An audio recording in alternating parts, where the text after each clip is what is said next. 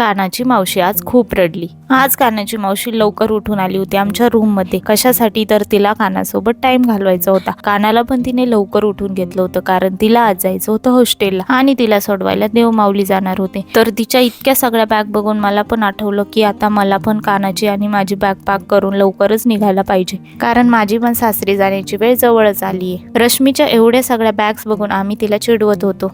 पोरगी हॉस्टेलला चालली आणि ती रडत नाही यावरून पण आम्ही तिला खूप चिडवलं आणि तिची मजाक घेतली। तिला आम्ही सांगितलं की पाया पडल्यावर तुला पैसे भेटणार, तर ती लगेच कामाला लागली, सगळ्यांच्या पाया पडायला लागली।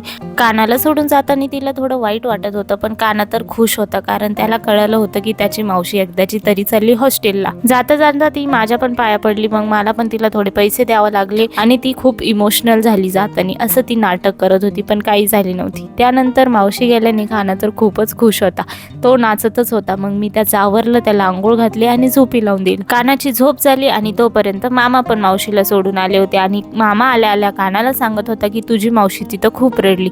आज काना झोपायला थोडी नाटकं करत होता, तर त्याचे आजोबा बोलले की थांब मी त्याला अंगाई गीत म्हणून झोपी लावतो। तर त्यांनी छानपैकी गीत म्हटलं आणि मग कानाला झोपी लावलं।